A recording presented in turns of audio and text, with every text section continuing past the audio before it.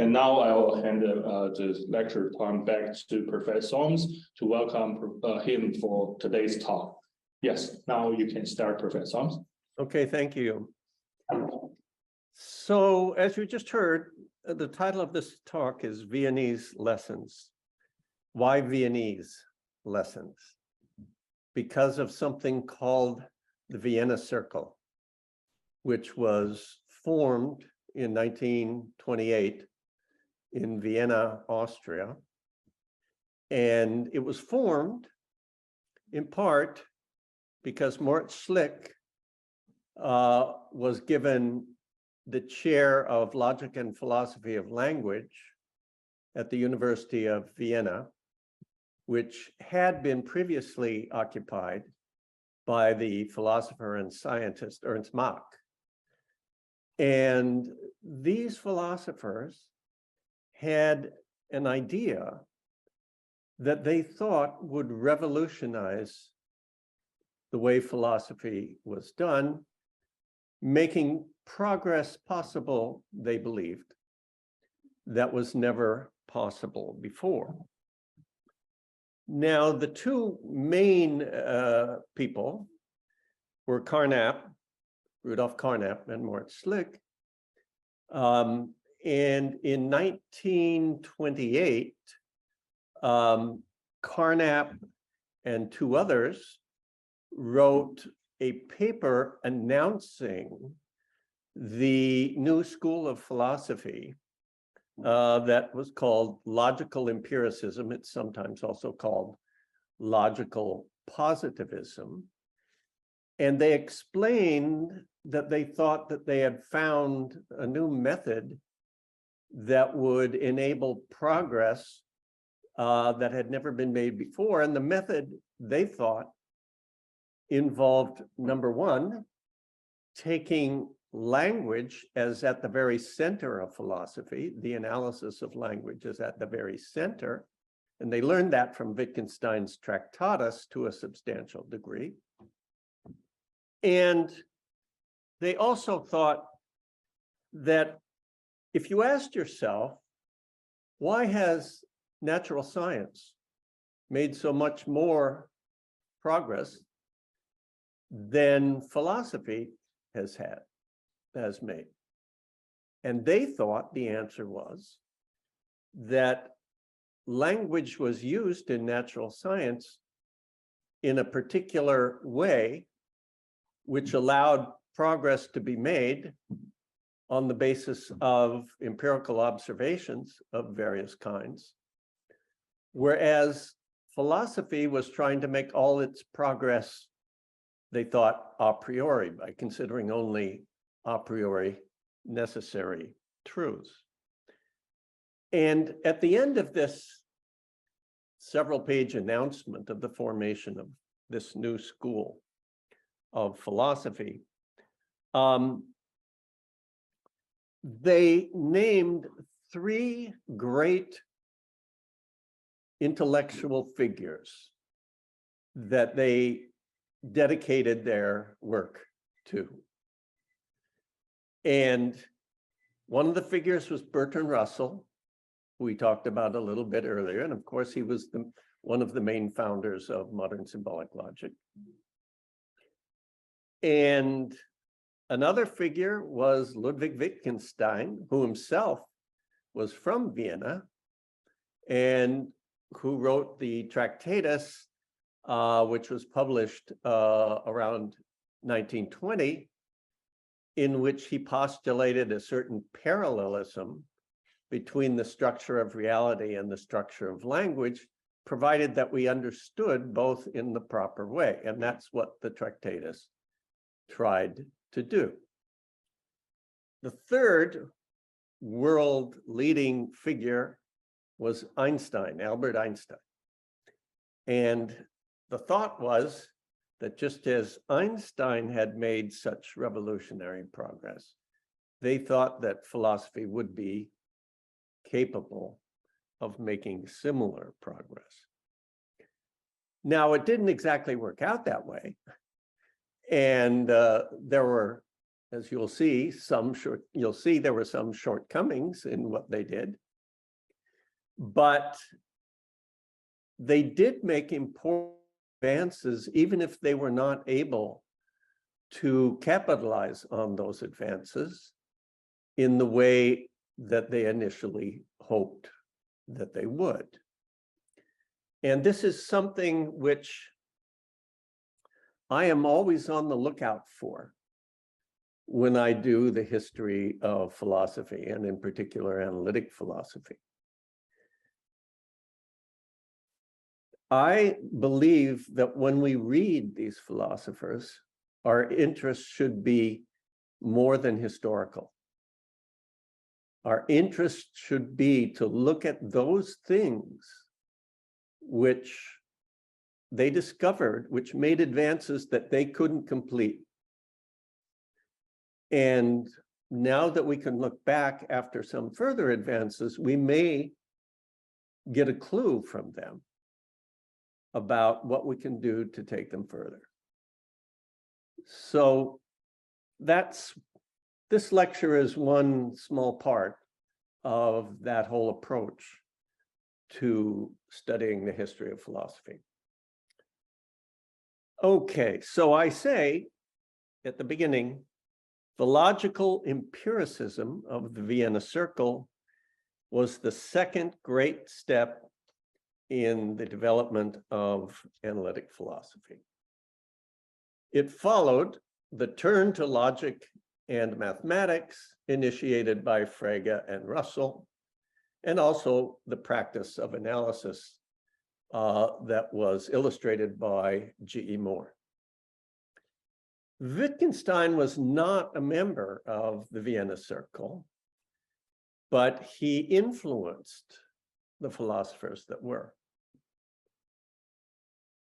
He had moved beyond the conception of philosophy shared by his predecessors, including Bertrand Russell and Frege and G.E. Moore.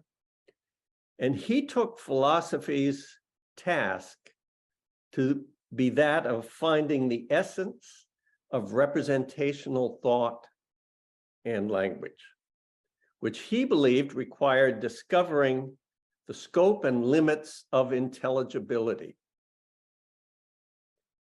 This is what he meant when he said in the notebooks he kept while he was writing the Tractatus.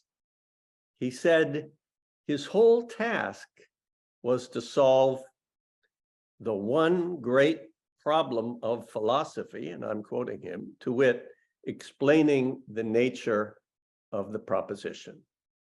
So he wanted to know the essence of human thought. He realized that this might be paradoxical. Believing that philosophy's only real problem was to answer the question, what are the limits of intelligibility? He also believed that the answer couldn't be stated by any proposition, because we have to figure out that whether it's intelligible first. Worse, he thought that propositions as they were traditionally regarded to be in philosophy, don't really exist. We needed a whole new account. So if philosophy was to continue, he thought it had to be radically reconceived. Now, in this, Wittgenstein was, for a time, at one with Schlick and Carnap in the Vienna Circle. He was never a member of the Vienna Circle, but he visited Vienna and had talks and discussions with members of the Vienna Circle, including Schlick and Carnap. Today, I and many others think that the idea that these three great philosophers shared, the big idea about the limits of intelligibility and the nature of philosophy, was mistaken. But they weren't entirely wrong by any means. There are aspects of their work from which we still have quite a lot to learn. I'll try to illustrate this today with Wittgenstein on propositions, Carnap on necessity and possibility, and Schlick on scientific ethics. All right, I'll begin with Wittgenstein. We'll start with his Tractatus. Like Frege and the early Russell, Wittgenstein took sentences to be the primary meaning-bearing units. But unlike Frege and Russell, he did not take meanings of sentences to be propositions. In fact, he denied that any entities were sentence meanings. In other words, they were meaningful, but there was no thing which was their meaning. Although propositions were bearers of truth, Wittgenstein took them to be something like uses of meaningful sentences, rather than imaginary sentence meanings. For him, sentences were linguistic facts constructed from expressions standing in certain syntactic relations. For them to be meaningful is for them to be governed by linguistic conventions. For example, the sentence "John loves Mary" consists of two names standing in a syntactic relation R involving the predicate loves. The sentence for Wittgenstein is the fact that the names stand in that syntactic relation. The conventions governing the sentence stipulate, first, that the names are used to designate John and Mary respectively, and second, that structures in which names stand in this relation are used to represent the referent of the first name as loving the referent of the second name. One who uses the sentence in this way represents John as loving Mary.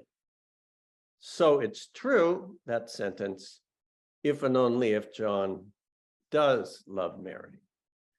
Now, it's tempting to think that the truth bearer is always the sentence, that is, the structure in which the two names stand in that relation are.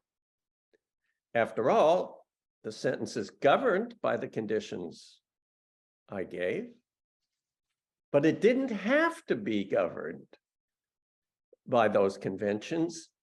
It could have been governed by other conventions. Had it been, it would have meant something different and had different truth conditions. So there is something, the sentence that is used to represent John as loving Mary, but which could have been used differently and so had different truth conditions. It could have been used to represent Mary as loving John. That same sequence of words could have been used to represent that, but it wasn't. But there's also something that has these truth conditions essentially, and that's a proposition. So he would say necessarily the proposition that John loves Mary is true if and only if John loves Mary. This wouldn't be so if propositions were sentences, and Wittgenstein insists that they are not. Perhaps propositions somehow incorporate both sentences, these syntactically structured objects, and the linguistic conventions governing them, governing how they are to be used. Perhaps the proposition that John loves Mary is a use of the sentence in accord with those conventions. What then is this thing, a use of a sentence in accord with the conventions? Since to use an atomic sentence S is to do something, a use is a cognitive doing, an act or operation of some kind. It is the act of using the two names to designate the two people, while using the relation are to represent the referent of the first name as loving the referent of the second. This repeatable act type represents John as loving Mary. Why? Because for any agent to perform it is for the agent to represent John and Mary in precisely that way. Thus, elementary propositions in the Tractatus are best understood to be representational act or operation types. For them to be true is for them to represent things as they really are. Since they are repeatable, they are a kind of abstract object distinguished from concrete events in which those act types are performed. This reconstruction is faithful to several, but not all, Tractarian doctrines. It explains the meaningfulness of a sentence without positing an independent entity as its meaning. It identifies the truth bearer, a meaningful use, as something the truth of which is defined by its representational accuracy. It preserves the idea that the constituents of the sentence are isomorphic to the constituents of the atomic fact that, on Wittgenstein's conception, makes a use of it true.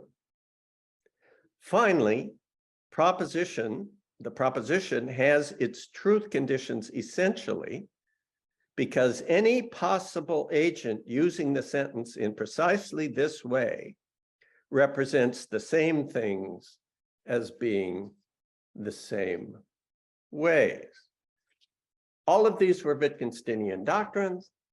All of them would follow straightforwardly if we take propositions to be uses of sentences, act types in which the sentence is used in a certain way. That I find encouraging, but it isn't exactly what Wittgenstein had in mind.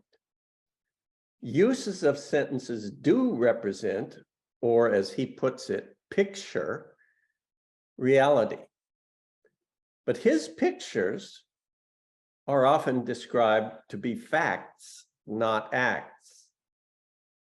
Still, this doesn't mean that sentences are the primary bearers of truth. Wittgenstein distinguishes propositions from sentences. He calls sentences propositional signs. I'm going to cite 4 of Wittgenstein's numbered paragraphs. Here's the first one. I'm quoting now. We use the perceptible sign of a proposition, spoken or written, as a projection of a possible situation. The method of the projection is the thinking of the sense of the proposition. Second paragraph. The sign through which we express the thought, I call the propositional sign. And the proposition is the propositional sign in its projective relation to reality. Now he's getting at something there, but it's not entirely clear what. The third paragraph, a proposition includes all that the projection includes, but not what is projected. Therefore, though what is projected is not itself included, its possibility is. A proposition, therefore, does not actually contain its sense, but does contain the possibility of expressing it. Again, he's struggling here to articulate the difference between sentences and propositions. Once the idea of propositions as entities, which are sentence meanings, is discarded. This is what he's trying to put together. So let's make some more understandable sense of what this amounted to. Propositional signs are syntactic structures which, though meaningful, aren't individuated one from another by what they mean. A proposition combines the sign, that is the sentence, with what he calls a projection. Recall, the method of projection is the thinking of the sense of the proposition. The proposition represents those objects, the objects projected by the use of the names, as standing in the relation projected from the linguistic relation that unites the names. In the propositional sign, Wittgenstein says, in the propositional sign, all of that in the propositional sign. Now, when he talks about the proposition, he says, it includes all that the projection includes, but not what is projected. Okay, not what is projected. It doesn't contain the objects projected from the names in the sign. It doesn't contain the relation that is projected by the syntactic structure and the predicate in the kind. It doesn't contain that. Those are the things projected. Okay. It includes all that the projection includes, but not what is projected. So what does the projection include when we strip out the objects and the relation that are said to exist in the world? What's included that we haven't mentioned? Well, my thought is this.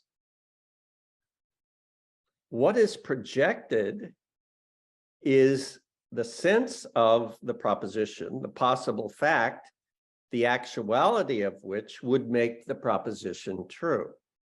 It isn't included in the proposition because there are no merely possible facts in Wittgenstein's ontology for real existing false propositions to include. Nor are the objects and relations projected from the constituents of the propositional sign included in the proposition. But Wittgenstein tells us the rest of the projection is, what is the rest of the projection? I believe it consists of the conventions governing the use of the constituents of the sentence. They are somehow part of the proposition. They determine the fact that would have to exist if the proposition were true. Now, Wittgenstein isn't so clear about how conventions are included in the proposition. He doesn't really talk about that in any detail at all. Having identified the propositional sign as a purely syntactic structure, he says the proposition is the propositional sign in its projective relation to reality. Now, I can see what he's getting at, but the language, the sentence in its relation to the world doesn't itself pick out any entity other than the sentence itself, any more than, think of these phrases. Soames in his relation to USC. Soames in his relation to his wife. Soames in his relation to Peking University. Now, I don't think those phrases pick out entities other than me, of which I am an essential part. There aren't several me's or me complexes. Just what there are just misleading ways of talking about the fact that I teach at USC, live with my wife, and give lectures to you at Peking University. The same, I think, is true of Wittgenstein's talk of propositional signs in their projective relations to the world. I think we can state this more directly than he did. Propositions are uses of sentences in accord with their governing conventions. Although this view departs from Wittgenstein's doctrine that propositions are facts, this modification preserves very important Tractarian themes while avoiding various well-known Tractarian and contemporary puzzles. In taking this step, we remain true to the Tractarian idea that although propositions aren't sentences, talk of propositions is talk of sentences. But this, too, might have to be modified. It's essential to thought that agents represent things as being certain ways. It's not essential what, if any, artifacts they use in doing this. Any organism whose cognitions can be accurate or inaccurate, true or false, represents things as being certain ways. Sometimes it may do this by using symbols, as we very often do. But we needn't think that agents always use symbols when thinking of something as being in some way. When they perform representational cognitive acts linguistically, the propositions they affirm may be uses of symbols. When they... Hello? What is this? No problem. I think someone forget to mute their microphone. We just mute them. Yeah. Oh, I see. Yeah. Okay. When agents non-linguistically represent things as being various ways, for example, when one perceives that a certain rock is larger than the other, the propositions they affirm don't have to be constructed out of symbols. Thus, we need not accept another one of Wittgenstein's remarks, namely, the possibility of propositions is based on the principle of the representation of objects by signs. That, in my view, constitutes one very important, perhaps the most important, basis for thinking of propositions, but there are other ways in which they can exist without signs. So the Tractarian account of elementary propositions is, I think, an incomplete realization of three very valuable insights. First, declarative sentences are representational, not because they express primitively representational Fregean or Russellian abstract propositions, and not because they name possible facts, but because of the functions they serve in our cognitive architecture. So that's one. Second, elementary propositions of the Tractarian type, let's see, are bearers of truth or falsity because they are used, that's how we use them functionally, to represent things as bearing properties and standing in relations. Third, a use of an atomic sentence is true at a world state W, just in case if W had been the state the world was in, things would have been as any one of us who here and now uses the sentence in that way represents them to be. This approach allows different propositions to be necessarily equivalent. That is true at the same possible world states. So we may ask, which use of which sentence is identical with the proposition that John loves Mary? There's no more reason to take it to be a use of the sentence of one language than there is to take it to be a use of a sentence of another language. The propositions we want is, the proposition we want is something all representationally identical uses of candidate sentences have in common. Anyone who uses a particular sentence S in this way performs a representational act type one can perform without using that particular sentence S. If acts of using particular sentences are propositions, then this general act type should also be a proposition. What about the act of predicating loving of John and Mary, cognizing the two by any means at all? It's the best candidate for being the proposition that John loves Mary.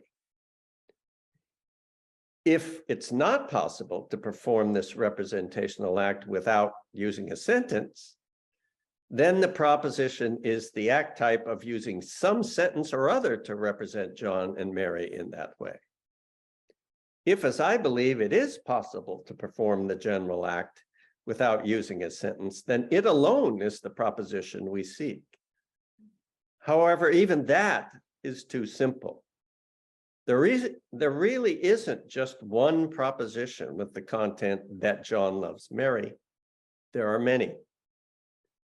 Thus, we should reject the assumption that sentential clauses like that S are fine-grained enough to pick out unique propositions.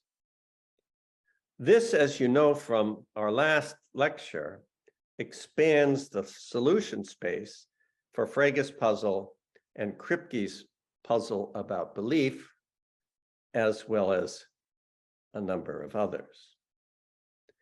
If we identify propositions as representational cognitive acts, we must individuate them in the way that we individuate other act types. Consider driving to work versus traveling to work. Anyone who performs the first act performs the second one at the same time.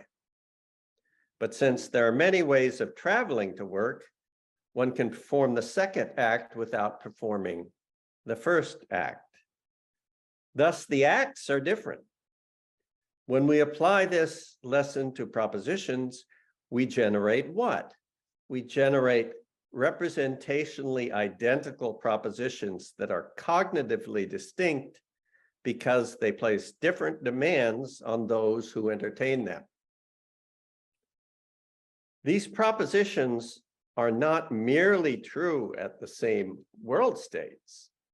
They are representationally identical. They represent the very same things as being the very same way.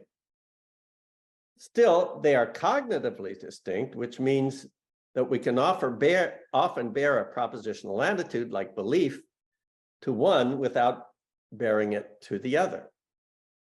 All of this follows if we take propositions to be cognitive acts, including but not restricted to uses of sentences in accord with their governing conventions.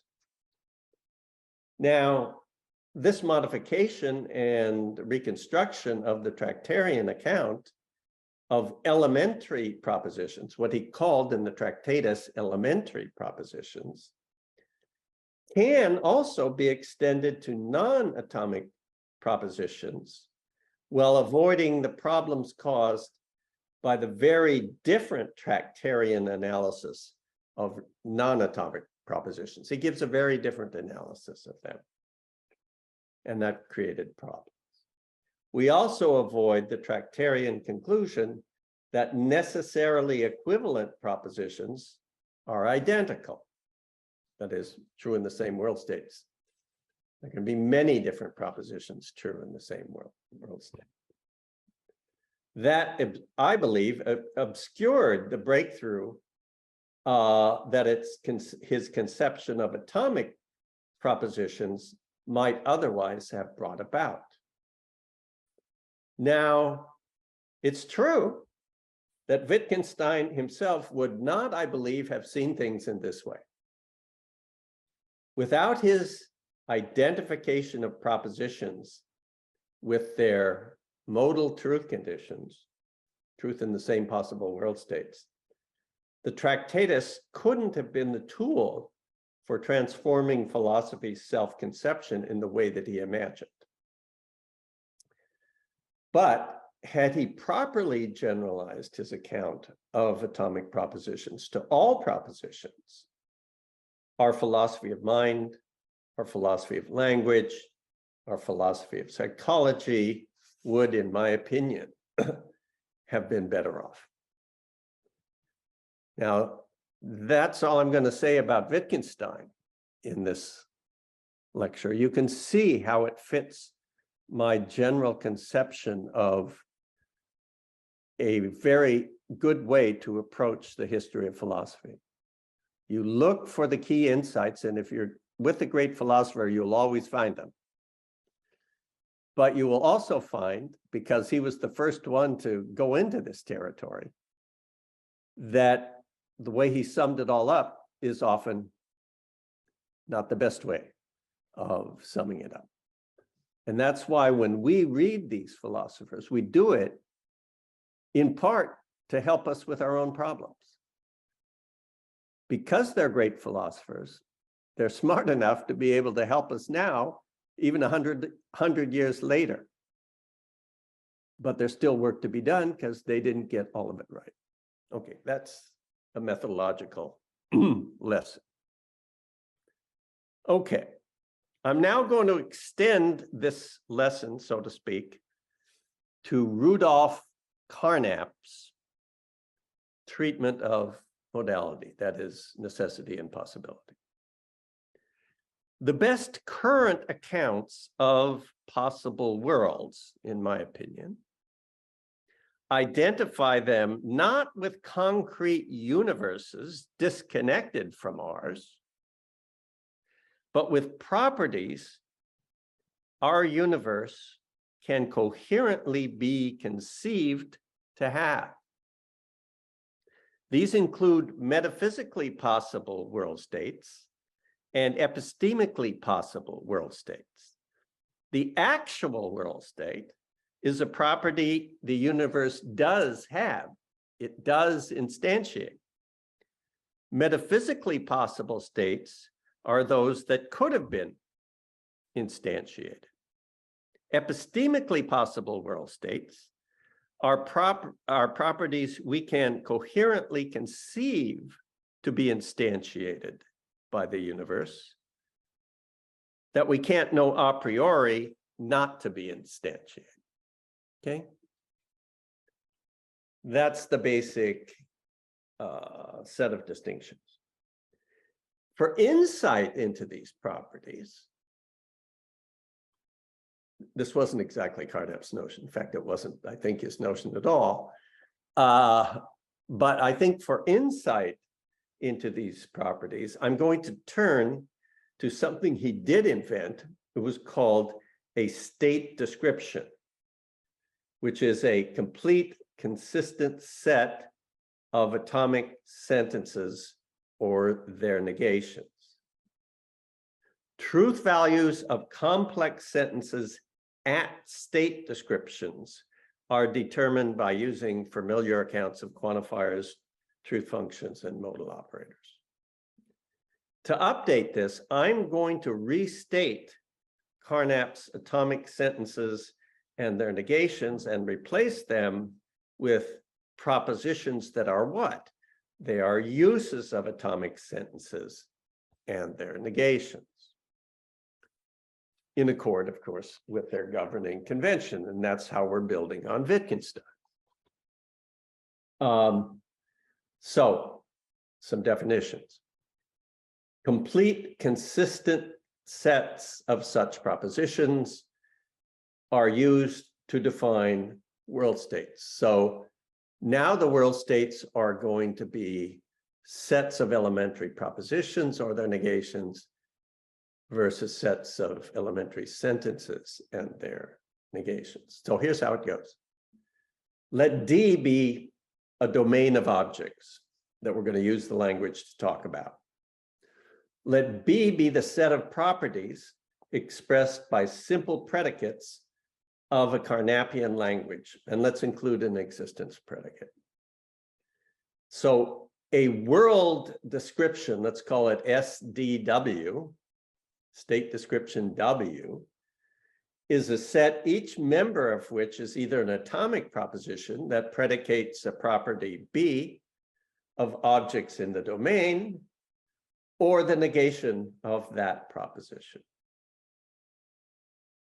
SDW, state description W, is complete if and only if for each atomic proposition, either it or its negation is a member of the state description for W. It's consistent if and only if its members can't be known a priori not to be jointly true. A world state W is the property of making the propositions in that state description true. That their properties of the universe, properties of making certain propositions true. Which propositions? The propositions given in the world state, conceived of in this way. Okay.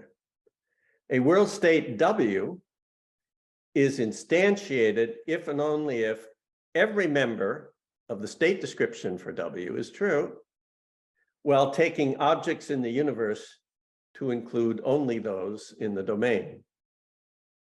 To say that to say that a world state could have been instantiated is to say that a world state W, let's say, could have been instantiated, is to say that every member of the state description defining that state could have been instantiated. Other propositions are true at W if and only if they're a priori consequences of the claim that W, that property, is instantiated by the universe. So now we talk about a structure of world states is a set of epistemically possible states. The one that is instantiated is called actual. A state is epistemically possible if it can't be known a priori not to be actual. Those that could have been instantiated are metaphysically possible. Now, the sentence possibly S is true at W if and only if S is true at some metaphysically possible, some some state metaphysically possible from that world W. World states that are metaphysically possible from one state can differ from those that are metaphysically possible from another state. In other words, we got a structure. These are a structure of epistemically possible worlds. Some of them can be metaphysically possible. Which one happens to be metaphysically possible will determine a set of other states that are metaphysically possible from W, meaning they would be possible if W were the one that the universe instantiated. Okay. The truth values at W of modal propositions involving necessity or possibility are determined by that world state's position in the space of states or in the structure of states. The actuality operator picks out the world state, we'll call it actual, of any context at which a proposition containing it is used. Okay, there's some people speaking and they're expressing propositions, and the actuality operator, if you say actually yes, then the actuality operator picks out the very world state alpha or actual at which you are speaking or thinking. If S expresses a proposition P in a context C, a use of actually S in that context expresses the proposition that P is true at that state in which somebody is speaking or thinking. All right. Let's see. The truth value of the statement actually S made in a particular context at any other world state is its truth value in the actual world of the context. That means that if S is true, actually S is true at all worlds possible from that state. So it's a necessary truth. A world state is a property that determines a complete story of what the universe would be like if that world state, that property, were instantiated. Since it's not part of that story to specify what the universe would be like if other world states were instantiated, the propositions defining W don't contain explicit information about other world states. Still, for any state W star and proposition P, we can evaluate the truth value of the proposition that P is true at W star. We can evaluate that at any world state. Well, and of course, it has the same truth value at other states that it has at W. So if it's true at W, it's a necessary truth. Now, the space of states, how do we get these? The space of states is relativized to contextually varying inquiries. In other words, we're interested in a certain subject. We've made some assumptions. A lot of questions are left open. And when we use these possible world semantic systems, we're using them to further investigate the subject matter of our area, given the assumptions that we've laid out. Okay. So let's see. The space of states is relativized to contextually varying inquiries. And these states include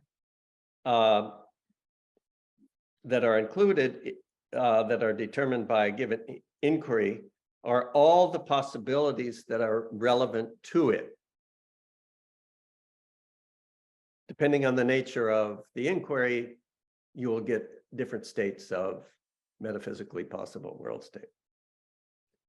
For each inquiry, there may be another inquiry requiring more fine-grained states, in which case no state may be a maximally informative story about the universe that answers every conceivable question and evaluates every conceivable proposition.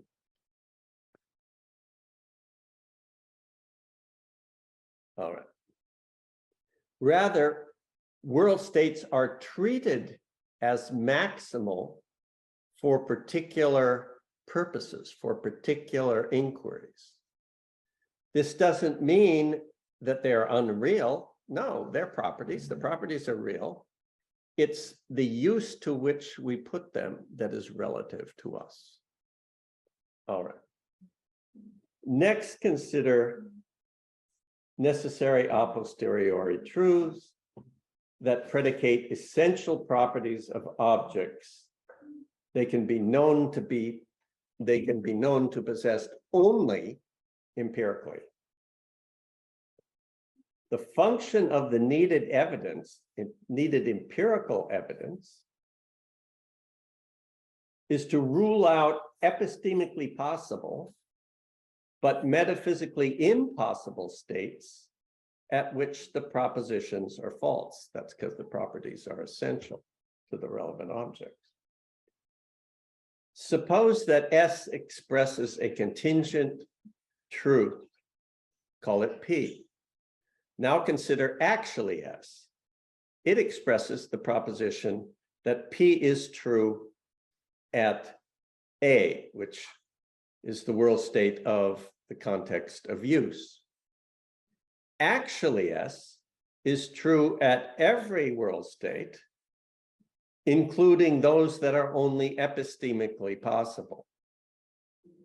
Since empirical evidence is never needed to establish it, it's not necessary a posteriori, despite the fact that actually S is trivially inferable from S and may not be known to us in any other way than a posteriori. So it's true in all epistemically possible states, okay?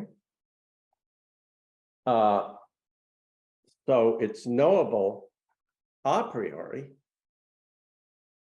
despite the fact that it's trivially inferable from S and may not be knowable in any other way. How can this be? The mystery can be dispelled. Let's imagine a tiny universe consisting of two blocks, two little children's blocks side by side, with a third block sitting on top in the middle.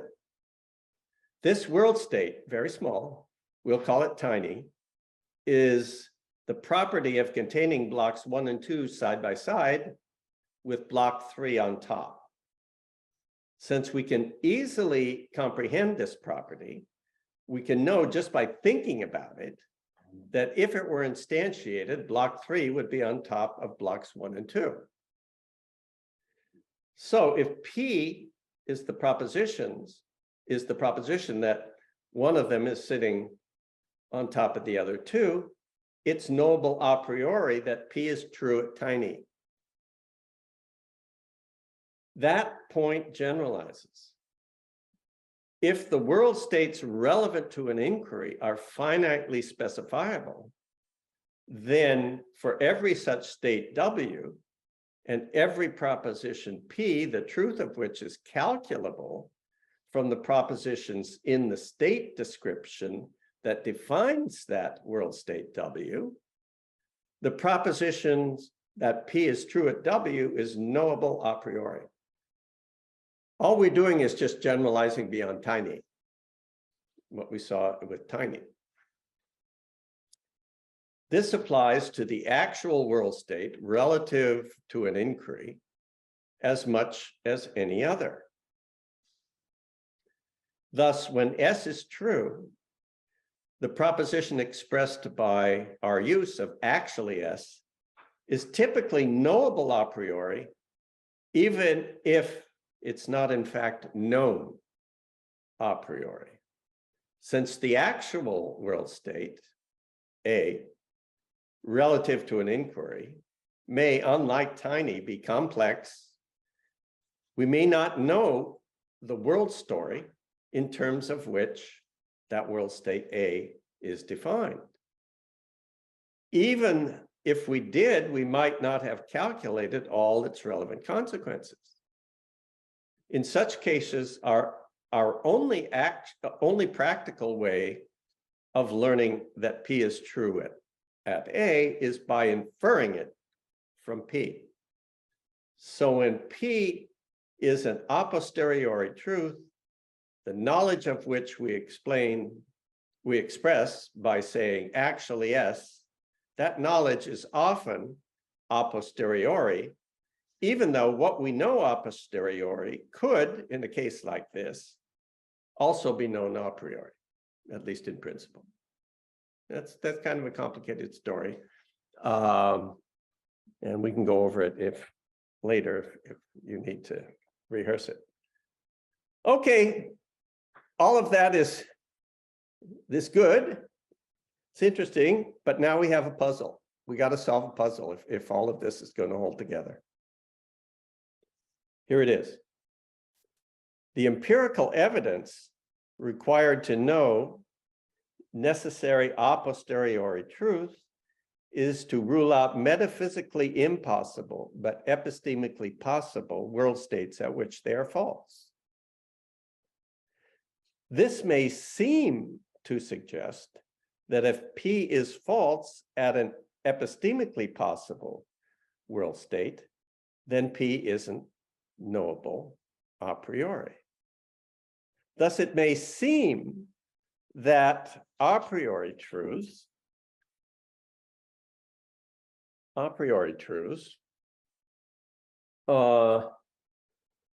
must be true at all such world states. But that conclusion threatens something that we now call the contingent a priori. How can P be false at some metaphysically possible state, which contingency requires, while being true at all epistemically possible states? Surely no metaphysically possible state is epistemically impossible. Since a metaphysically possible state is a property the universe could have had, it shouldn't be incoherent to suppose that the universe does have it, in which case all metaphysically possible states are epistemically possible. Thus, we must either give up the contingent a priori or explain why a priori doesn't require truth at all epistemically possible states. Okay, so that's the challenge. It's not exactly an easy one. But one thing I think we know, we better not give up the contingent a priori. Why? Suppose we have an agent X at a world state A. X knows a priori that S, if and only if S. Okay? We all grant that. From this, X can reason a priori, first, that it's true at this very world state that S, if and only if it's true at this very world state that S. Well, yeah, that's obviously a priori too. Now, we can move from there to it is true at this very world state that that S, if and only if S, which X knows a priori. So we've moved from it's true at this very world state that S, if and only if it's true at this very world state that S. And now we go from there to the claim that S, if and only if it's true at this world state that S. Well, of course it is. If I say I'm a philosopher, then it's going to follow that it's true at this very world state that I'm in, that I'm a philosopher. And the inference goes the other way around too. Okay. So now we got a puzzle. Now we got a puzzle. To solve our puzzle, we must explain how this can be known a priori to be true, despite being false at some world state. We cannot know a priori not to be actual, because that's the definition of epistemically possible world state. Surely it seems, if it's knowable a priori, one, that P is true, and two, that if W were actual, P would be false, then it must be knowable a priori that W isn't actual. That seems obvious. In which case, W isn't epistemically possible. And hence we have a contradiction. After all, a priori is closed under logical consequence, isn't it? Well, maybe not. That could be a surprise, but I think we should explore that. Let world state W be the property of making propositions Q1 through Q100 true, where these are expressed by 100 sentences, S1 through S100. Let the letter W name the world state W. Let the pair of letters PW abbreviate the articulated name, the property of making it true, that S1, that S2, that S3, all the way to S100, which also designates W. Let P be some further proposition. For P to be true at W or at PW, they pick up the same state, is for P to be an a priori consequence of the claim that PW, which specified all these parts of the world story, is instantiated. Now, with this in mind, consider the sentences 1A and B on your handout. Proposition P is true at PW, that is, at the property making it true that S1 through S100, versus proposition P is true at W, where we're just treating the letter W as an ordinary proper name of that world state. The relationship between these propositions, namely proposition 1A and proposition 1B, is like the relation between propositions 2A and B, where logicism is a simple proper name of the proposition that arithmetic is reducible to logic, which is also named by the clause in 2A, the words that arithmetic is reducible to logic. Okay? So here's 2A. Russell attempted to establish that arithmetic is reducible to logic. We all know that to be true. And we all have some understanding of what that means. 2B, Russell attempted to establish logicism. Now you can know that to be true if you go to your first philosophy of mathematics class and the teacher tells you we're going to study a number of things, including a certain attempt by Russell to prove a certain fact about the relationship between arithmetic and logic, where that proposition he tried to prove has been called by people logicism. if you're in class and you didn't know anything about logicism or what it was, somebody asks you, what are you going to study this year when you get out of class? You can say, well, one thing I'm going to study is Russell's attempt to prove logicism. And you would get it right. But you wouldn't be able to answer that you're going to study Russell's attempt to establish that arithmetic is reducible to logic. Okay. Now, let's think of the relationship between these two propositions. In both cases, the A and B propositions predicate the same property of the same thing. They just use different means of doing that. Okay. The A proposition differs from the B proposition only in what it takes to entertain that proposition, to get it before your mind so that you can use it to communicate. To entertain proposition 2A is to predicate attempting to establish of the pair consisting of Russell and the proposition that arithmetic is reducible to logic, with the cognitive requirement that one identifies that proposition by entertaining it. If you're not able to entertain that proposition, then it's not going to turn out to be true.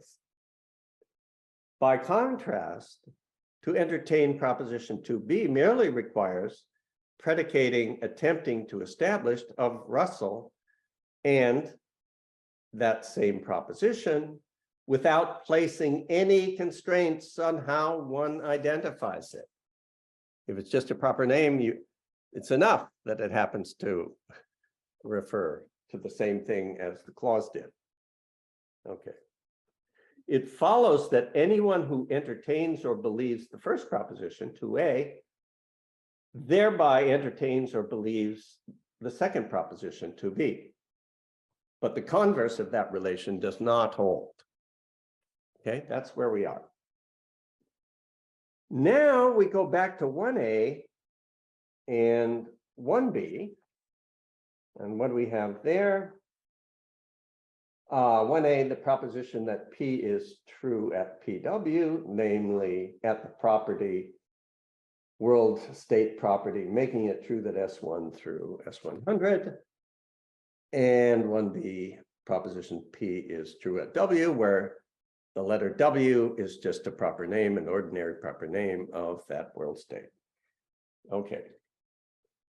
So to entertain the first of those, 1A, is to predicate being true at of the pair P and world state W, cognizing W as being such that S1, that S2, and so on, that S100, by entertaining its propositional constituents, getting them before your mind.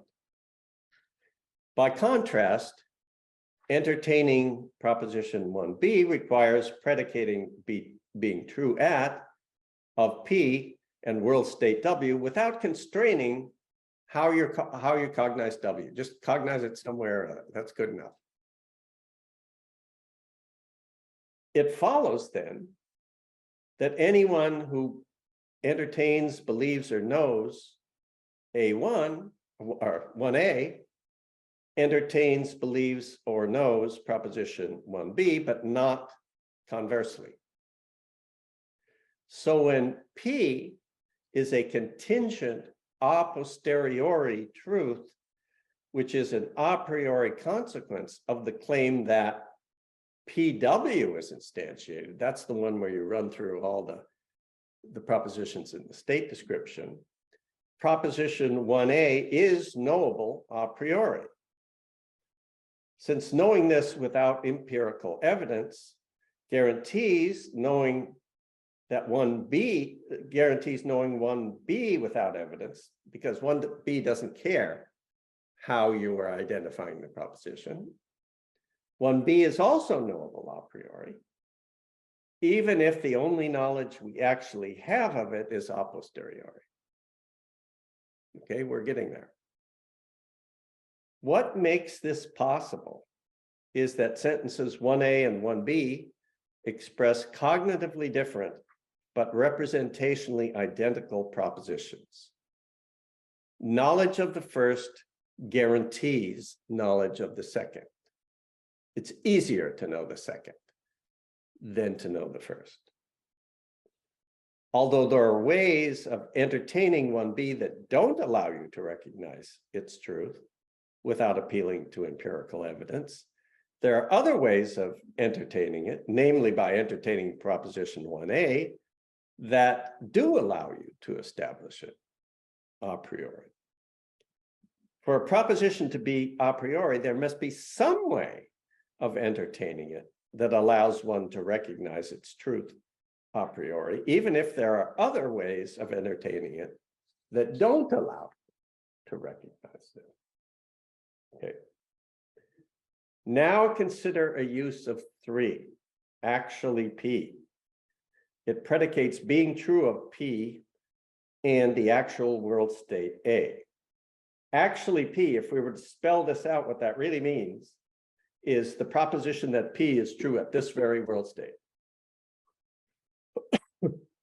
This use of 3 involves cognizing the actual world state A as this very world state, the one we are experiencing.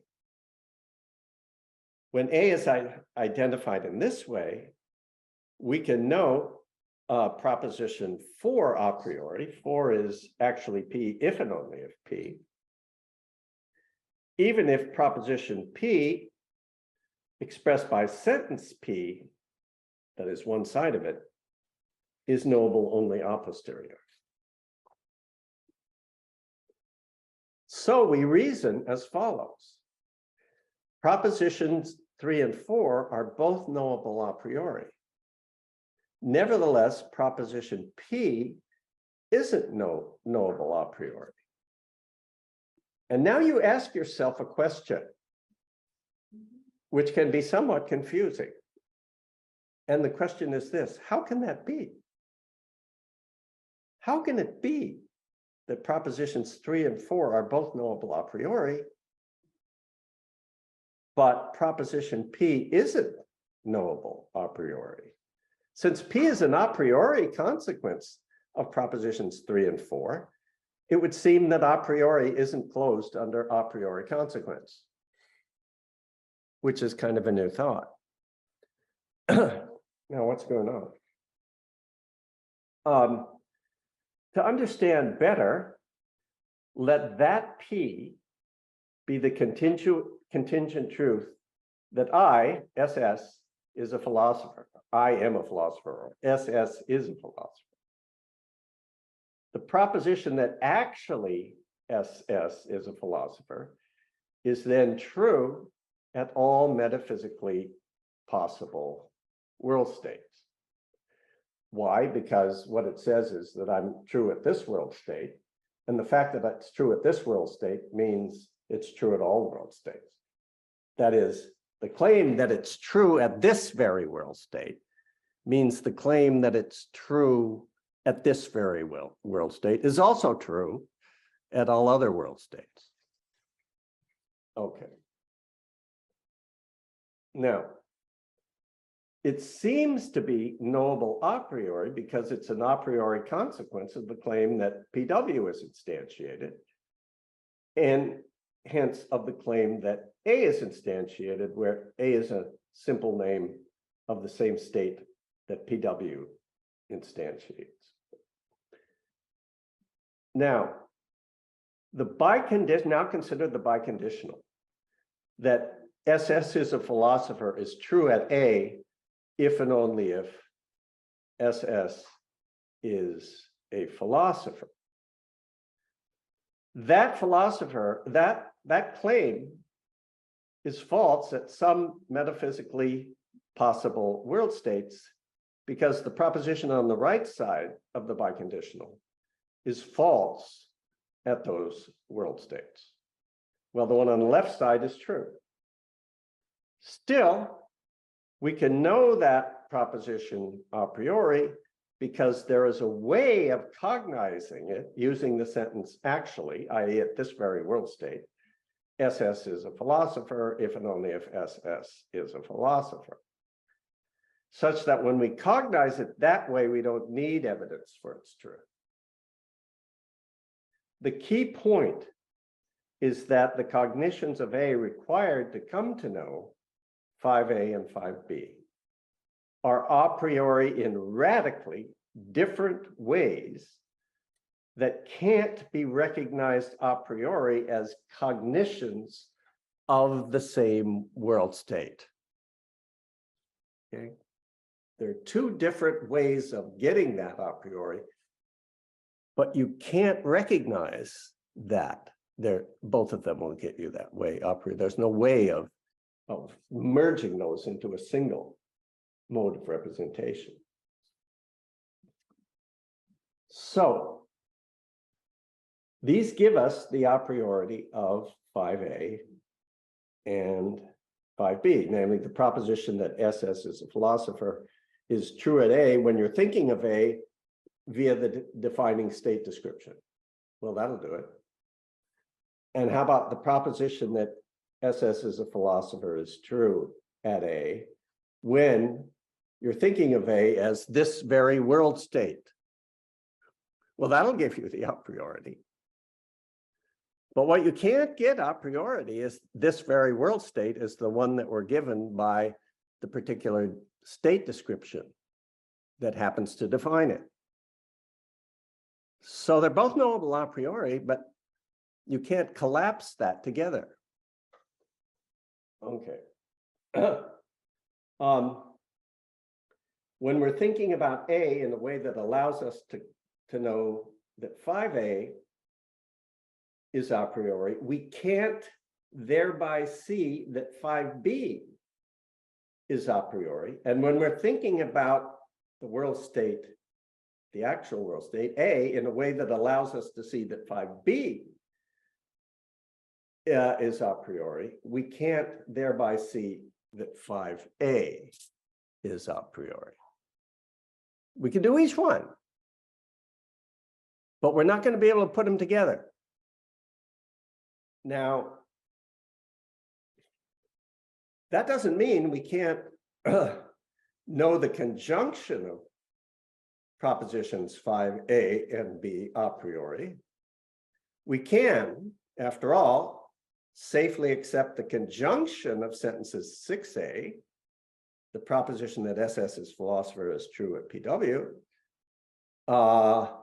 and 6B, the proposition that SS is a philosopher is true at this very world state, if and only if SS is a philosopher. Okay. Since we can know each of them a priori, we can know the proposition expressed by their conjunction, and that's 6C. That's just the conjunction of what we had before. So that's fine.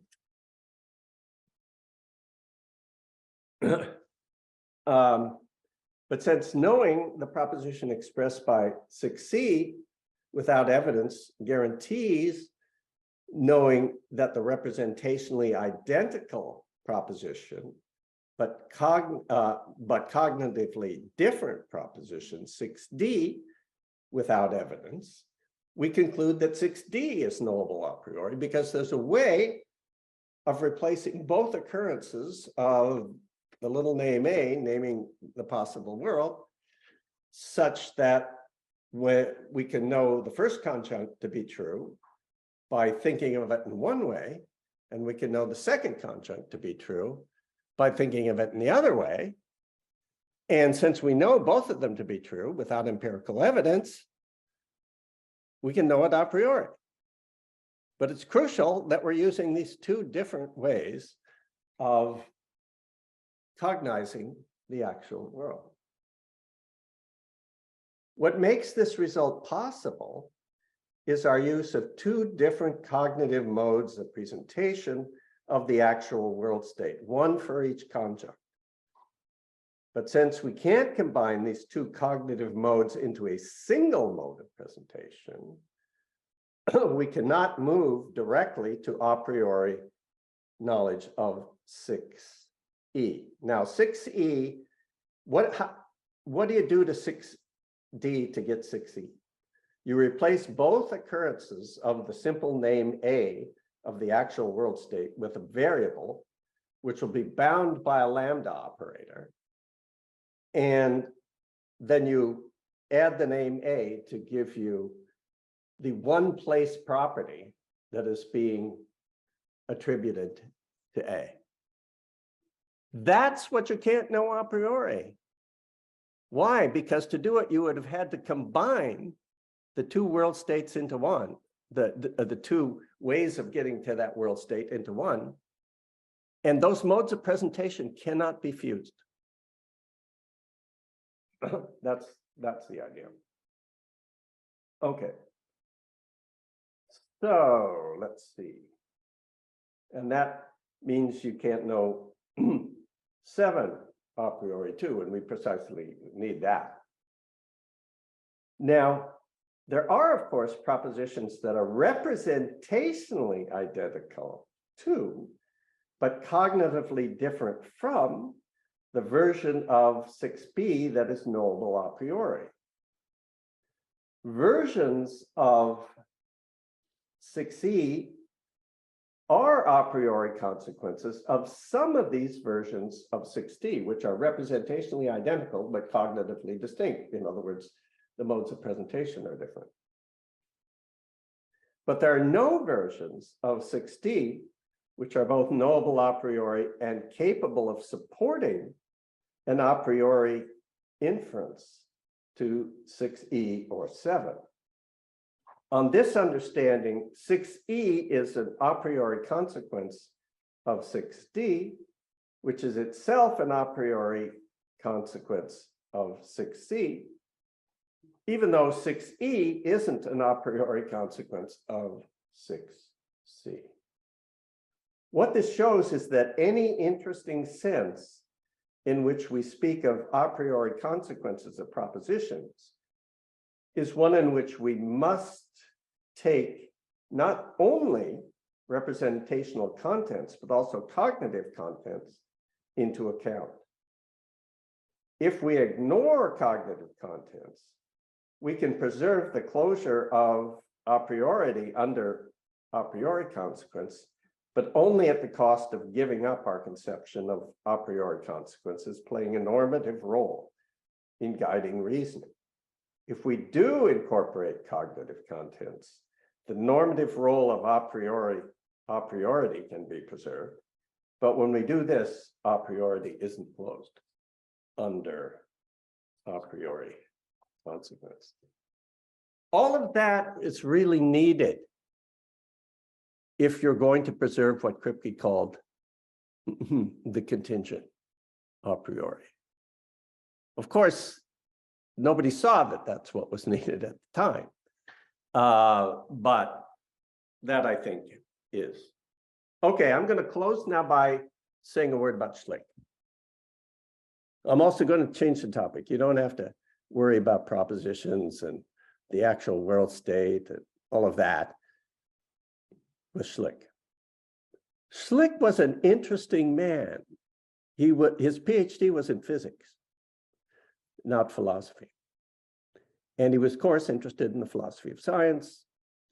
But he had a view about ethics that was entirely different from the view about ethics that his fellow members of the Vienna Circle had.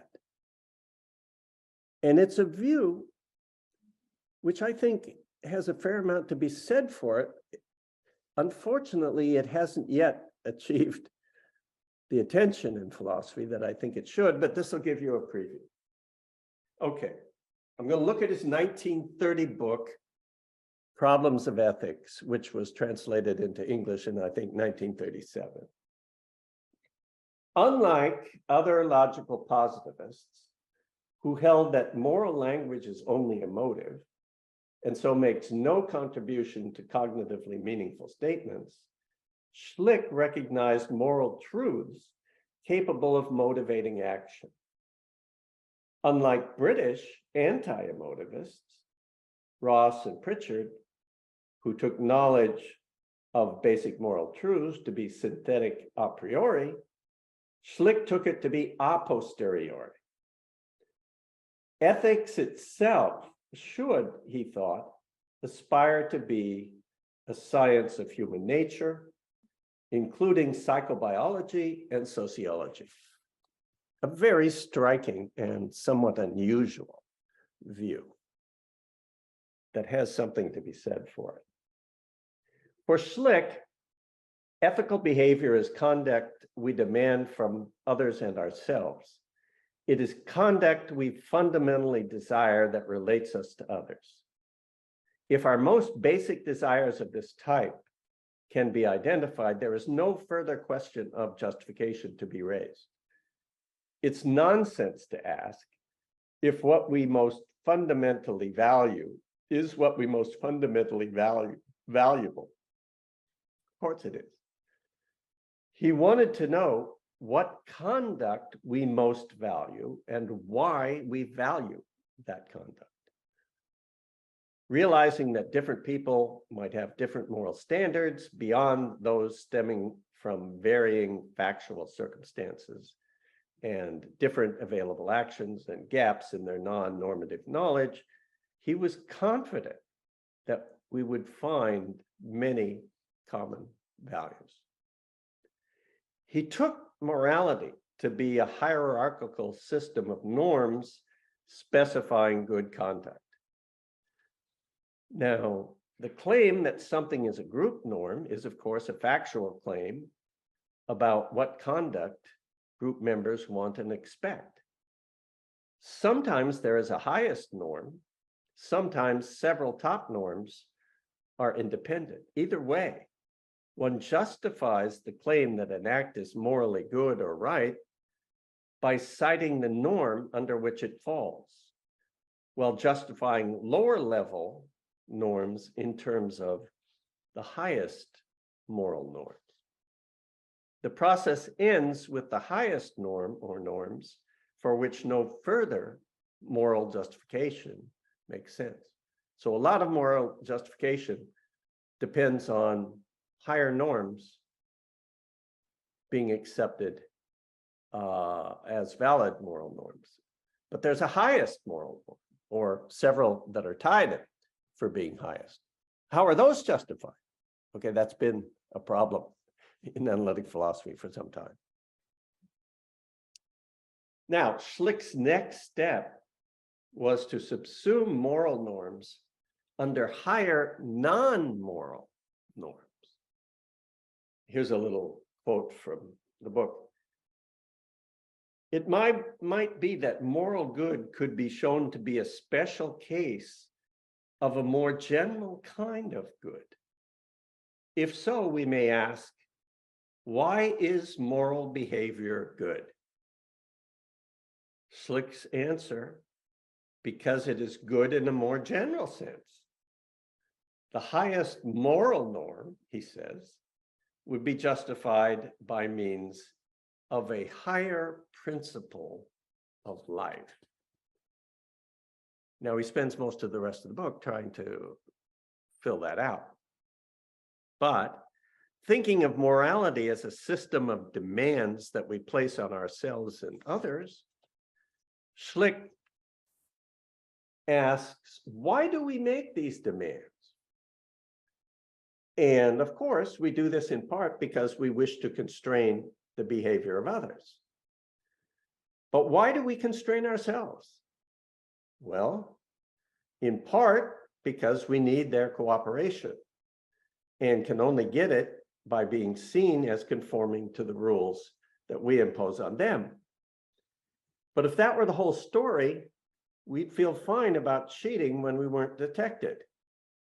Since, Schlick would say, we don't feel fine, we must find value in living up to norms connecting us to others. And he wants to know why. He found his answer in our psychobiologically based social attachments to others, which he took to be as basic to us as the desire to eat when hungry, while being more important for achieving happiness than many other desires. This is reinforced by our recognition of our own mortality, leading as we age to increasing satisfaction derived from contributing to others whom we love and who we hope will long outlast us. For Schlick, the social impulses that lead us to value others are central to our well-being. Today, social scientific versions of this view maintain that our genetic endowment, our early family experience, and the common facts of the human condition provide us with a motivational base that ties us by affection, social affiliation, and mutual interest to our fellows. This is the raw material that generates reasons for other regarding action, the authority of which is recognized by most human beings. That's the short story. Let's say a bit more. Because cooperation promotes survival, we have been bred by natural selection to be social animals. It's not just that we need what others can provide, and so are impelled by self-interest to depend on them. We also form strong emotional attachments to them. Parents are innately disposed to nurture and love their young. Children bond with parents and emulate those with whom they are intimate. In our early years, we form bonds of affection and trust in which our well-being and self-conception is intertwined with others. Entering into games and collective activities, we learn the rudiments of fairness, adhering to common rules, and earning rewards proportional to the value of our efforts. The fusion of natural sentiment with early experience and rational principle gives birth, according to Schlick, to morality. Sentiment infuses our participation in games and activities with those we like and admire, and whom we hope will like and admire us. Often our companions are models of the people we wish to become. The rules governing our shared activities are impersonal principles that apply to anyone who occupies a given role in the effort. Because they define the accepted terms of participation in a mutually valued beneficial activity, it's in our interest to obey those norms. But the rules are more than prudential. Rule violations by friends bound by ties of social affiliation carry psychic risks far beyond the loss of personal benefits gained by participation. Violations are affronts to one's socially affiliated fellows, to one's friendship with them, to one's image in their eyes, and to the person one wants with their help to become. With this instrumentally useful rules, obeyed to secure benefits of group action, become principles to be honored even when no one is looking. In this way, sentiment, social affiliation, and recognition of mutual interest generate moral commitments. Given this, we must assign truth conditions to ought statements about what you ought to do, in ways that explain why the truth of such claims about what you ought to do normally provides us with reasons for action. Consider first the easiest case. Cases in which we use the sentence, A ought to do X, or you ought to do X, to express a prudential judgment that A's or your doing X would advance A's or your welfare more than doing anything else. since agents want to advance their welfare, recognizing that performing X would increase it, nearly always provides them with a potentially motivating reason to do X. So if A prudentially ought to do X, A will have reason to act as we advise. To derive this prudential ought from a factual is, we need facts about what A's welfare requires, which we may take to include health, safety, companionship, freedom of action, development of A's capacities, enjoyment of sensual pleasures, opportunities for excitement and the pursuit of goals in concert with others, and the ability to benefit those who A cares about and who care about A. That's a broad conception of welfare that I think most of us share. Suppose we can derive prudential ought statements about what you ought to do prudentially from factual truths about these recognized values and the actions that would promote them. We would then be deriving certain oughts from certain ises. Now, of course, this result is limited. Suppose A prefers an action X that would benefit B, whom A cares about, even though performing X would diminish A's own welfare. This happens all the time. In that case, A ought not prudentially to do X, but that doesn't mean that A ought not to do X, all things considered. If A cares more about B's welfare than A's own, at least in this particular case, A may still think I ought to do X because A wants to benefit B more than anything else. This suggests that the prudential statement is true if and only if X would advance A's welfare, but the statement reflecting what A values most is true if and only if doing X would satisfy A's most important desires. Both are in principle derivable from factual premises.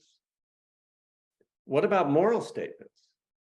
The challenge is to find facts about what normal humans care about that provide motivating reasons that they ought to do X. These must include facts about other people we care about, plus relationships and activities with them from which we derive value that couldn't be had if they or others couldn't rely on us to play our part. Moral reasons include facts about the impact of our actions on the welfare and relation-based expectations of others. If an action would advance the welfare of those we care about, we will have a moral reason to perform it. Similarly, if an action conforms to the expectations of those whom we care about and voluntarily interact with, in an activity providing benefits for all, then we normally have a prima facie moral reason to perform it. Imagine a voluntary group activity that benefits all if each plays his or her part, but which fails to be beneficial if one or more opt out.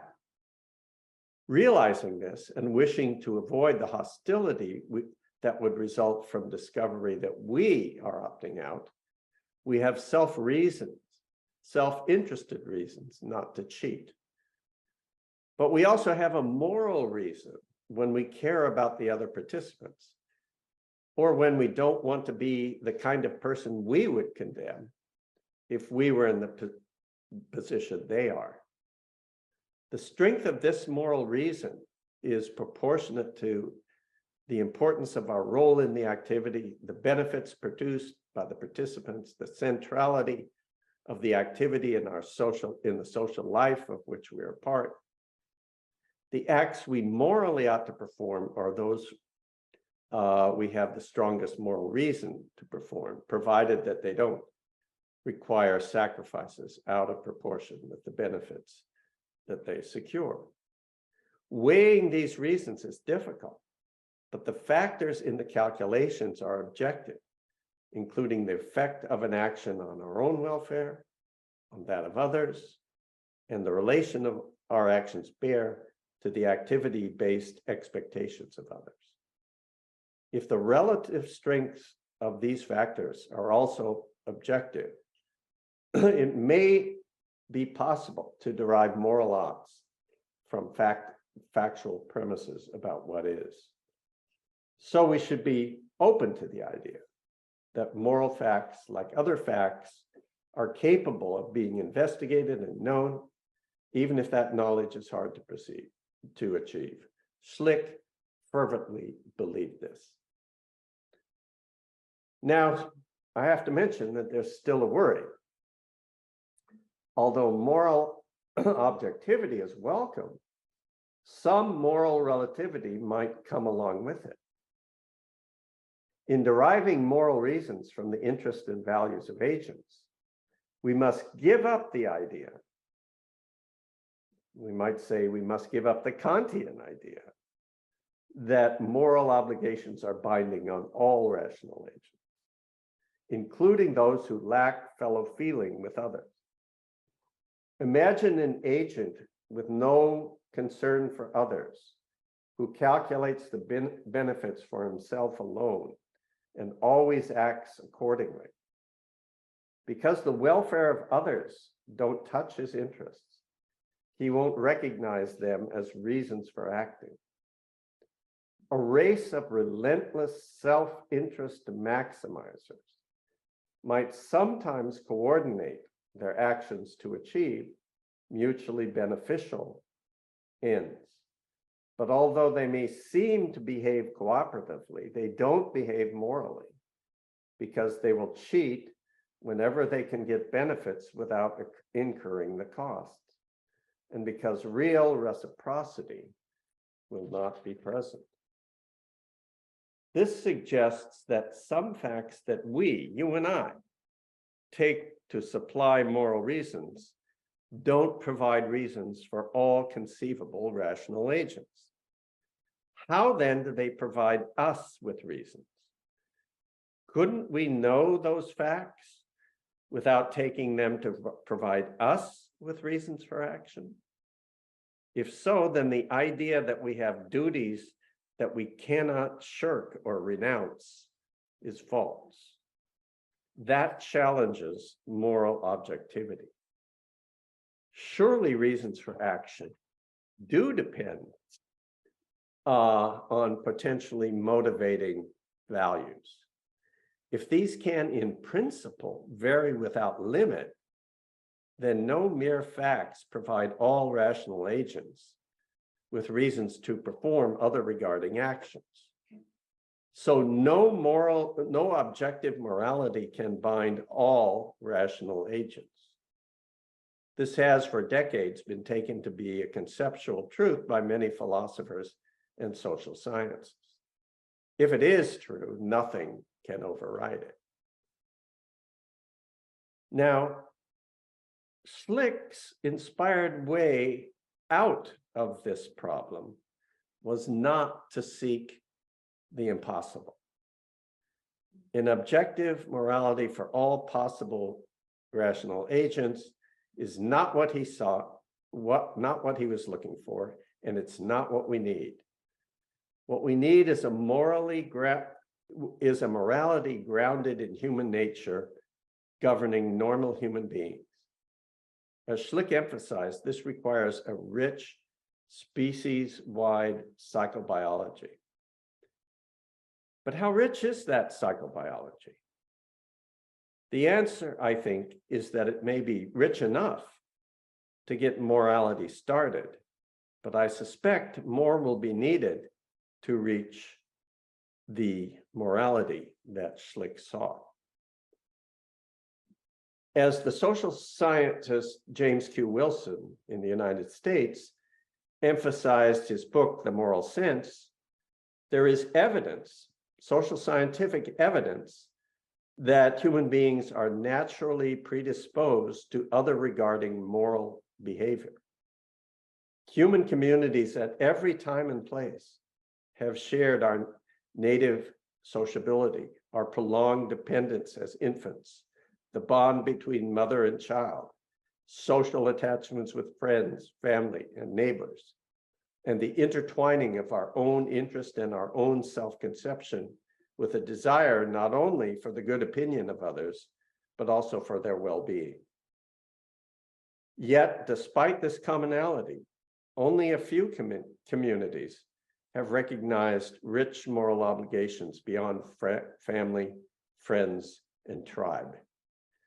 Why, if morality is innately grounded, should expansive morality of this sort be unusual? Why do we think it's morally better to recognize some obligations to those outside our tribe?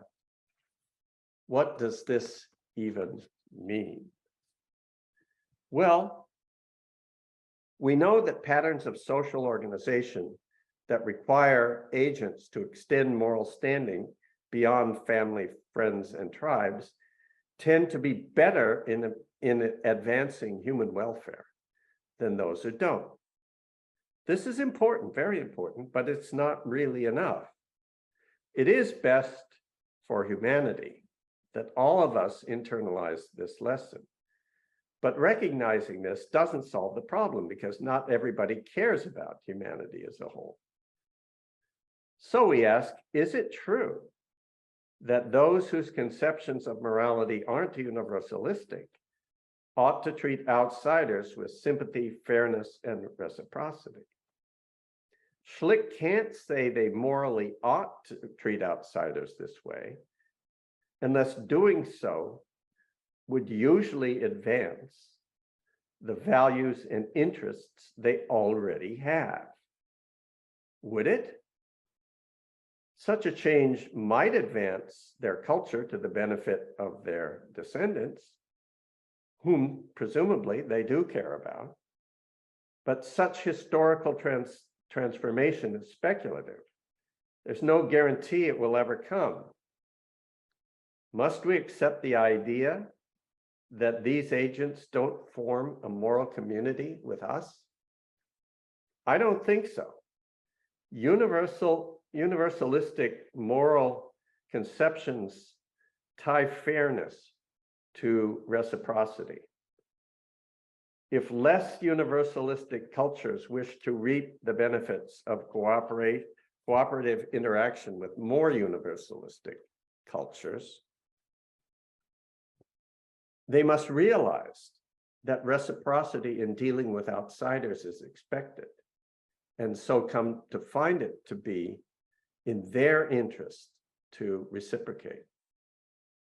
If they do, then increased participation in mutually beneficial activities may very well change the attitudes of all parties, expanding the moral concerns and the moral universe of each.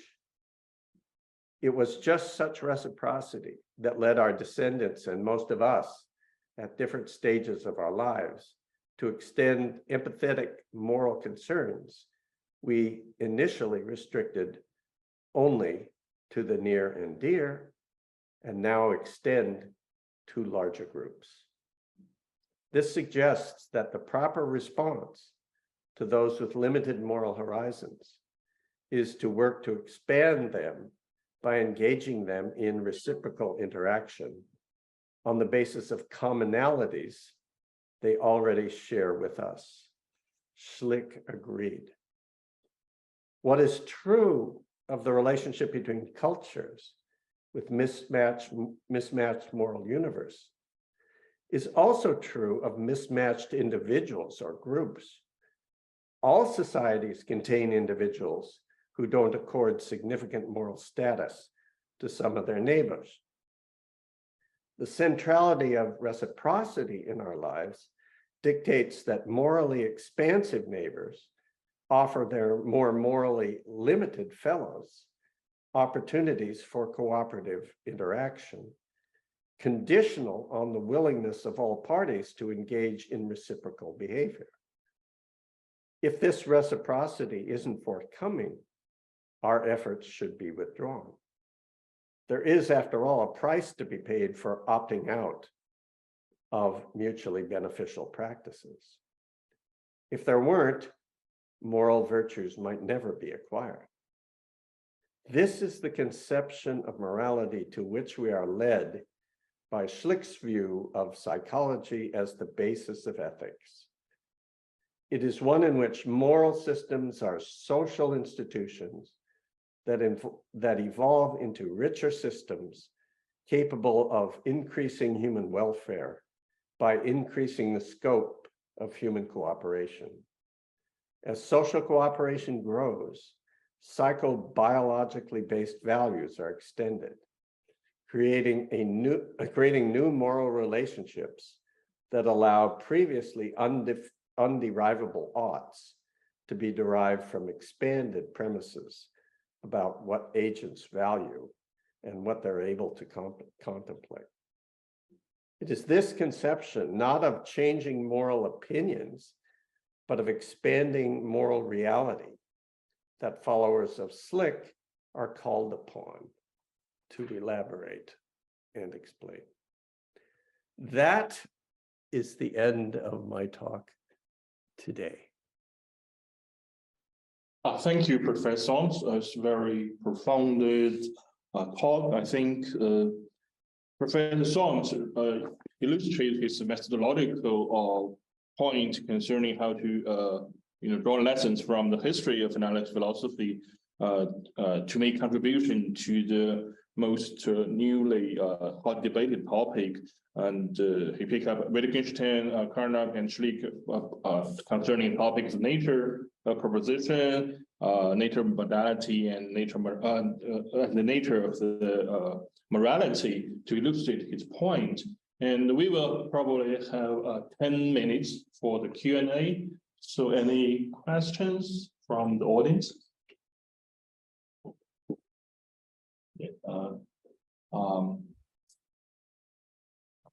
If there are no questions by far, may I raise one question for clarifications when we talk about modality part in the turnout. When you talk about epistemic possibility, I wonder, do you want to relativize this kind of concept by, say consider different mode or different way or different route to conceive the epistemic scenario? For example, when I have this kind of question in mind, the background information is like we, as an epistemology, we always want to talk about the fallible concept of knowing. Namely, we will have the claim to say that S know that P, but possibly not P. How to interpret that possibly not P part, I think is very hot debated in contemporary epistemology. And some philosophers will say simply the fallibilist thesis is just self-contradiction, because in the first part you already observed that S know that P, so P is the case. Then according to what S know, not P cannot be the case. So that cannot part would be epistemic possibility ruled out by S knowledge. But in that case, it seems that we only focus on the P and not P proposition. This kind of a negation relation among propositions. But for some other epistemologists, when they try to restore this kind of, or try to say fallibilist concept, they seem to say, okay, we can imagine a certain kind of scenario like some epistemically unfriended environment where your S original or initial evidence just neutralized.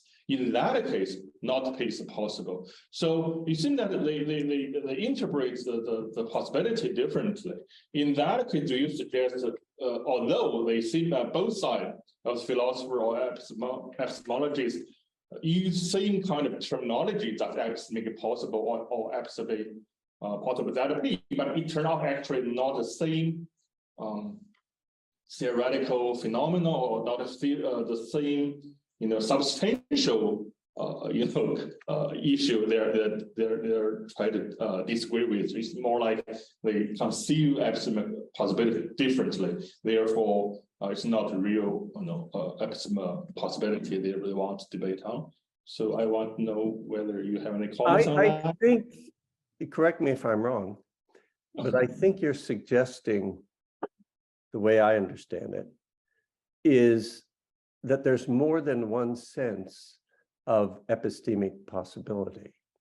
Yeah. And different philosophers are operating with different senses of epistemic possibility in order to solve different problems.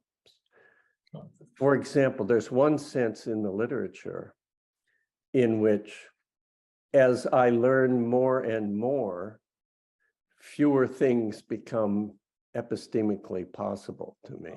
Yeah. Because I've already ruled out a fair number of things in terms of what I already know.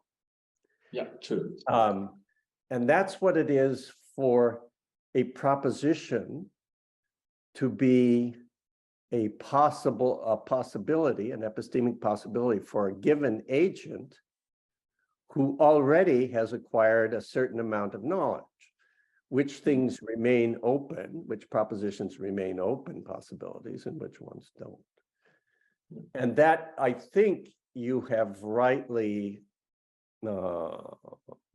at least suspected, that is a different sense of epistemic possibility than the one I was using. The one I was using was not a very general notion. The one I was using was, I only described epistemologically possible world states. Okay. And what are these? These are properties that we can coherently conceive the world as having, that we can't know a priori without evidence that it doesn't have, right? Okay, I see. And so you see, this is a highly specialized and restricted notion of epistemic possibility compared to the much more general notion that we were talking about earlier. And what I need for the arguments that I gave in the lecture to go through is only the more restricted one. I see. Yeah, thank you very much for your clarifications. I see. Well, that was a good question. I haven't thought about that for a while. Yeah. Thank you. Any further questions or comments? Can you hear me? So thank you for your talk, and I have a very basic question actually.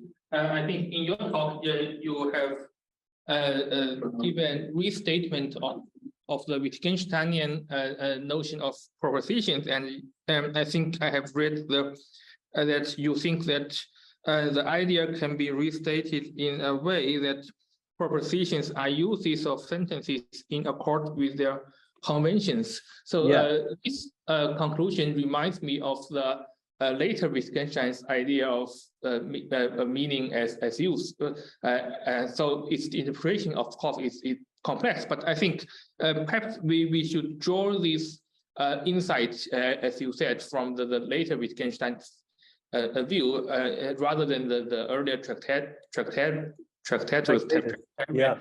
notion. Yeah, that's a very nice point. You know, in the investigations, he does, of course, say that meaning is use, and then he gives a lot of examples. He's very reluctant to state any theoretical point about propositions or meaning. And in the investigations, the idea that use of language is what we're really after, I think, is a profound and important insight. But I think he could have taken it further and refined different aspects of use and the nature of propositions. Another thing that I think I have some quarrel with regarding the investigations is that he seems to think, at least he gives the impression that he thinks, that all thought is linguistic. And so, in my way of putting it, would be all propositions are uses of sentences. And of course, he was talking about uses of sentences, I think, more or less in the Tractatus. He got close to that, though he didn't put it that way. But I think he would resist the idea of non-linguistic knowledge. And I think that's a shame. Okay, thank you. Probably just one minute. We just probably need to introduce Professor Nanxing, who is our colleagues. I see. Yeah, Nanxing this. So we just introduce you, both of you. Thank you. That's nice to know.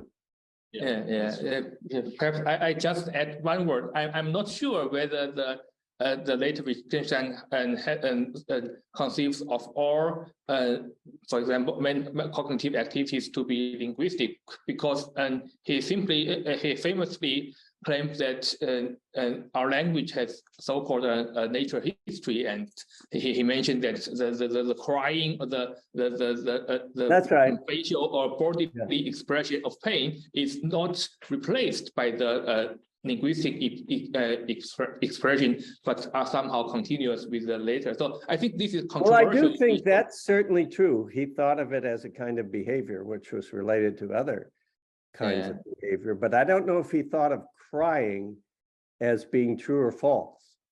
Of course not. And he did think that uses of language could be true or false. Okay, thanks. Thank you very much.